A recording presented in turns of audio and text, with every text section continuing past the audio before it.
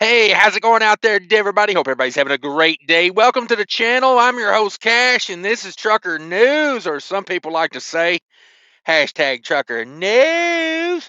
All right, what is Trucker News? I'm an illiterate truck driver. I'm going to try my best to read these stories to you so you don't have to waste your time reading. You can be doing other things while I tell you what's going on and things you need to know in trucking. So, let's get after it. Let's see what's going on out there in the world of trucking these days. Deputies are ticketing truckers for bypassing an Oregon way station. A family-owned refrigerated carrier to shut down after 44 years. Wyoming lawmakers tell the US DOT to enforce English language proficiency, easy for you to say, requirements for commercial drivers. Florida Highway Patrol adds DEA seized Corvette to their fleet. Pilot Travel Centers opens an Alabama truck stop, adding 77 parking spots. There you go. It's always good. CHP says big rig rolled into a Grapevine scale house with a diesel pump and hose hanging out of their fuel tank. That's probably not a good look there. I don't think most carriers would want that, but we'll get into it. 126 violations were uncovered during a commercial blitz on US 30 in Indiana. Come on. Sheets is hosting a hiring event for truckers in northern Ohio. And turns out there are two Buc-ee's locations that do welcome truckers. I did not know that. And the opinion piece of the day, the driver in a fatal Colorado crash officially deported for the 17th time. ICE tweets out. Will they let him back in? Who knows? Hopefully he'll be out for good this time. Let's get to these news stories. Ooh, got a good one for you today. Deputies are taking truckers for bypassing Oregon Way Station, just so you know, if you're out in that area. Several truckers who bypassed the Oregon Way Station were ticketed and educated during an enforcement detail in Union County this week. According to the Union County Sheriff's Office, deputies partnered with the Oregon Department of Transportation and the Oregon State Patrol this week to ticket truckers for bypassing the Perry Way Station near La Grande. There you go. It says this week our deputies assisted Oregon DOT with ticketing commercial motor vehicle drivers bypassing the Perry Way Station at the request of the DOT. Deputies, along with Oregon State Police troopers, worked together to educate these drivers of these tractor trailers. Bypassing the way station is a constant problem, according to the Oregon DOT. In total, deputies ticketed 15 drivers. There you go. If I got to play by the rules, by golly, I think you should too. It says bypassing the way station is a constant problem. The agency worked together to educate the drivers of the tractor trailers. A total of 15 commercial vehicle drivers were ticketed for bypassing the way station. There you go. If you're going by the way station and it's open, you got to get in there. You get a ticket in Oregon, I guess. Family-owned refrigerated carrier is going to shut down after 44 years of operation. That's Davis. Florida-based trucking company has announced plans to shutter operations after decades in business. On Wednesday, April 16th, company owner Jimmy Davis announced Davis Express out of Starkey, Florida will close after 44 years of business. It's hell to compete with these illegal companies out here. Until they start breaking that down, we're going to have real problems in trucking. You know, you can't make certain people follow rules and then just let the others not follow the rules, right? I mean, is anybody else seeing that out there these days? The family-owned company employs 140 drivers and operates 160 power units, according to the Federal Motor Carrier Safety Administration. Davis Express provides refrigerated trucking services throughout the southeast region. Jimmy Davis pointed to the combination of retirement plans, unfavorable market conditions, and increased legal risk as reasons for the closure. Wyoming lawmaker tells US DOT to enforce the English language proficiency requirements for commercial vehicle drivers. Amen to that. A Wyoming lawmaker is calling the U.S. Department of Transportation to take action to ensure that English language proficiency requirements for commercial vehicle drivers are enforced at a federal level. There we go. Come on with it. These states need to get involved and do what's right. On April 10th, Representative Harriet Hagman penned a letter to the Transportation Secretary Sean Duffy asking for the USDOT to step up enforcement of existing requirements for English language proficiency for commercial drivers. There you go. We don't need new laws like that one they're doing in Arkansas. They need to enforce the damn laws they already got. We got plenty of laws on the books. But what's the point of having a bunch of laws if you ain't going to enforce them, right? So I'm all about this. Long-standing federal rules require English language proficiency for commercial drivers. Is an existing regulation that requires commercial vehicle drivers be able to read and speak the English language sufficiently to converse with the general public to understand highway traffic signs and signals in the English language and to respond to official inquiries and to make entries on required reports and records. There you go. As you are well aware, Hagman wrote to Duffy, lacking the ability to read and communicate proficiently in English, particularly as it relates to reading and understanding road signage, presents a major safety issue for all drivers, which is precisely why these regulations were promulgated in the first place. Yeah. Yeah, we have laws for a reason. While acknowledging there are federal regulations on the books requiring English language proficiency in order to be eligible to operate a commercial vehicle, Hagman pointed out Obama administration issued guidance superseding existing regulations and dramatically loosening enforcement against commercial motor vehicle drivers without an English language proficiency, thereby placing millions of American motorists in jeopardy. Woo, this lady after my own heart. I blame Obama for everything in my life. But seriously, on a serious note, they do need to do something because you notice all the big major crashes we're having here lately are people who can't speak English. No habla español. You know what I'm saying? So, yeah. Definitely need something done about that. Don't need new laws. Need to enforce the ones we already got, Kevin. Now moving down to Florida. Florida Highway Patrol adds DEAC's Corvette to the patrol fleet. This week, a Florida Highway Patrol gave a public peek at the sleek sports car that troopers will use for patrol and educational purposes. Come on. Florida Highway Patrol says the Corvette will be making appearances at educational outreach events. In addition, its use as a patrol vehicle. Damn it, boy. Trooper stated the Corvette was not purchased with state funds. Instead, it was seized by Florida Highway Patrol in collaboration with the Drug Enforcement Agency Task Force. Could have auctioned that car off and gave the money to the state. So, I mean, just saying, boys, just saying. Now we're moving on to the Pilot. Pilot Travel Centers opens in Alabama, adding 77 parking spaces. A new Pilot Travel Center is now serving customers in Winfield, Alabama. Pilot recently announced the opening of its newest travel center of the year at 159 Michael Spann Drive in Winfield, Alabama. They got 77 parking spots, 8 fuel lanes, 9 showers, a cat scale, a driver's lounge. Well, you don't see many driver lounges anymore. They got a Southern Tire Mart and laundry facilities. Come on. Pilot also announced the unveiling of its flagship store in Stanton, Tennessee, following a remodel. The Stanton store is now the largest travel center in Pilot's network at over 20,000 square feet, with a bolder brand forward design, guest focused layout, inviting spaces, and expanding the fresh food offerings. Additionally, Pilot highlights several other locations: Boren, California, a whole bunch of them; St. Mary, Georgia; Brooklyn, Iowa; Mount Sterling, Kentucky; Gulfport, Mississippi; Troutman, North Carolina; Lancaster, Ontario; London, Ontario. So there you go. They're redoing a bunch of their stuff. It's a Knoxville, Tennessee headquartered Pilot, operates 800 locations in 44 states and 6 Canadian provinces. So keep the eye out for the new one down there in Alabama. I did not look that up. I'm surprised it doesn't give what interstate and what exit. If you know what interstate and exit the Pilot is, let us know down in the comments, please. CHP says Big Rig rolled into the Grapevine Scale House dragging a diesel pump the diesel nozzle and the hose still attached. Come on.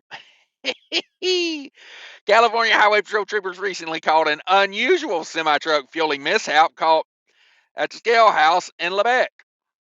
On April 15th, CHP took social media to call out a truck driver for a major oops moment at the Grapevine Scale House off of I-5. Oops, well, considering the diesel pump hose traveled a distance from Visalia to our scale house, approximately 96 miles, this guy drug the damn diesel pump and didn't realize he had a nozzle and a hose just hanging out his fuel tank. I gotta say, I always worry. Am I the only one that, like, every time I get back on the road after getting fuel, I ask myself, did I put that fuel cap back on? This guy's probably asking himself, did I do destruction of property and drive 96 miles without even knowing it? I mean, I don't get it. How do you get back in your truck and have the fuel nozzle and the hose hanging out of the truck and not see it? And then number two, you drive away and rip it out of the pump. It's got to be, I don't know, you got to be thinking about something else for sure. But anyway, the CHP got it. It was on the passenger side, but as you can see from the picture here, you think he'd be able to see that in his mirror. Maybe I got my mirrors adjusted in a different way, but yeah, I think I would see that. Plus, the hose drags almost to the damn drive tires. You think you'd see that flopping around back there, if you ever checked your mirror over there, but I guess maybe we're not checking mirrors these days.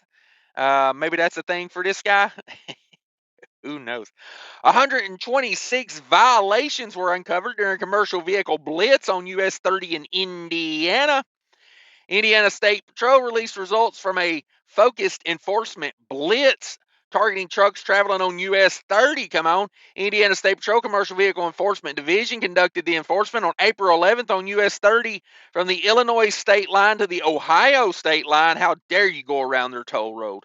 That's probably what they were thinking. During the US 30 enforcement, ISP troopers were focused on the following top 10 crash causation factors.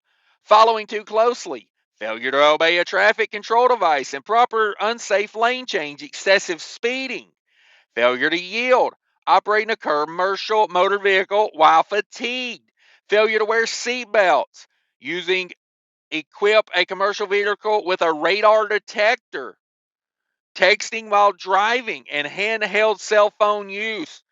They wrote 47 speeding violations, 7 seatbelt violations, 143 other violations, 2 criminal defendants, 29 level 3 inspections, 10 level 2 inspections, and 3 level 1 inspections. 126 total trucks noted in those inspections.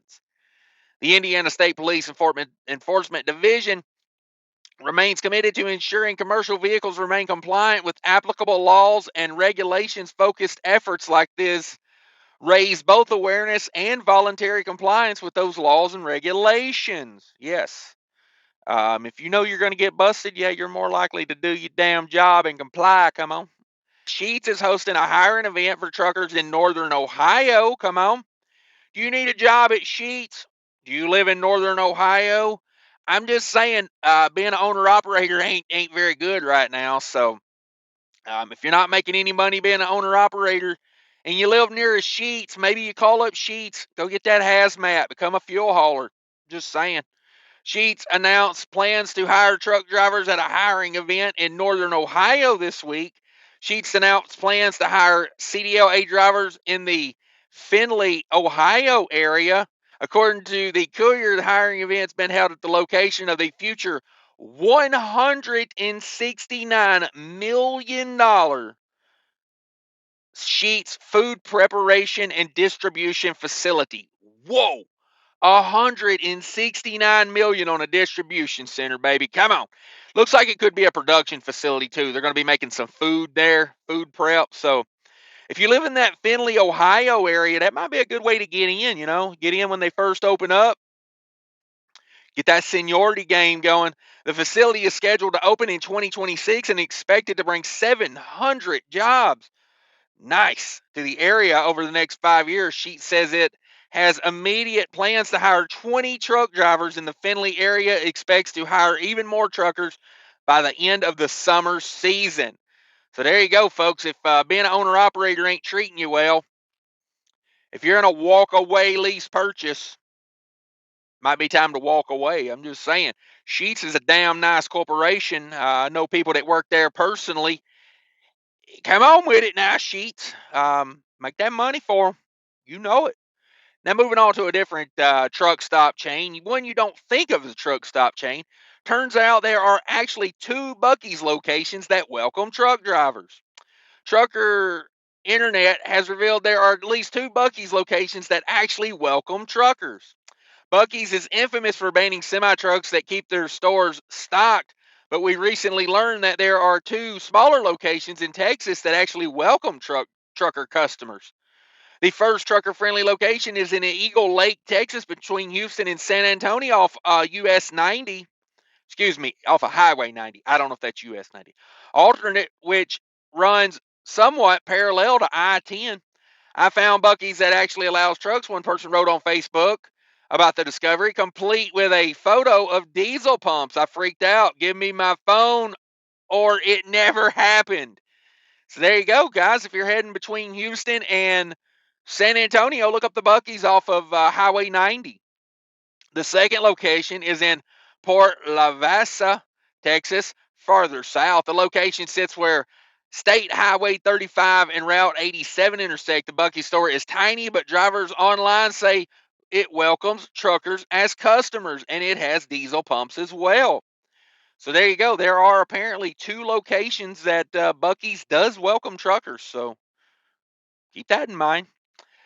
Driver in fatal Colorado crash officially deported for the 17th time, folks. Woo, man. Trucker involved in a deadly crash in 2024 in Colorado has been deported for the 17th time, according to ICE tweets. I'm not sure he should be deported more than put in prison, right? Because if we let him go, he's jumped the border 16 times and got a job. So maybe we put him in prison. I don't know. Just my thoughts. 47-year-old Inosio Cruz Mandoza was detained by the U.S. Immigration and Customs Enforcement in late March, immediately after completing 7 months of a 1-year jail sentence. The guy killed somebody in a semi-truck and he served 7 months. That's the problem. Okay. According to prosecutors, the prosecutors proved that Cruz Mendonez was living in the United States as an undocumented immigrant, had been removed forcibly and voluntarily, a total of 16 times, and only had a valid CDL in Mexico. And I hope whoever employed him in this country is behind bars right now as well. It's time to stop the bullshit. You know what I mean? Like, you can say what you want to, but it comes down to a matter of, if you've got family members on the road, wouldn't you want truck drivers to be able to read the signs and do the right things? Cruz Mendonez was detained by ICE on March 30th and was officially deported to Mexico on April 16th. According to ICE tweets, the average length of detention for migrants violators accused of crimes is approximately 56 days. So there you go. We turned him loose, and now what he's going to do, he's going to go back to Mexico, probably a hero. They'll probably be like, whoa, you're the man. You went to the U.S. and killed someone, and you only got 7 months in jail, and now you're back here as a free man. What in the hell are we doing in this country? I mean, we're just giving it away right now. Please, everyone from everywhere, anywhere, please come take our country from us. Because guess what? Our politicians are for sale. And when big corporations need cheap labor, oh, you talking about turning a blind eye and letting everybody just come in illegally so, they can work at the chicken plant and the beef plant and haul the trucks and drive the trucks and do all that. We need that labor as cheap as we can. That's what they're saying. And by golly, the politicians will let them do it. Because America, it's a corporation, not a country. We don't do what's best for our citizens. We do what makes the politicians the most money. Yeah. In my opinion, until we stop the modern day bribery known as lobbying, and we stop letting C-level executives get away with crimes, we're going to keep getting what we're getting. And that's trucker news and my opinions, folks. Thanks for watching, everybody. If you made it to the end here, smash that like button. Think about becoming a subscriber. Leave me a comment down there. I love your comments. Thanks, everybody. Have a great day out there. Take care of each other. And remember, people are more important than trucking. Hi, I want to talk to you real quick about the ES Advantage card. Do you need discounts at major truck stop chains? They got them. Do you need discount on shop rates at TA and Loves? They got them. Tire discounts. They even got health insurance now. Click the link down below. Easy application, no credit check. Sign up. They give you a call back, take all your information, and you'll be in the network.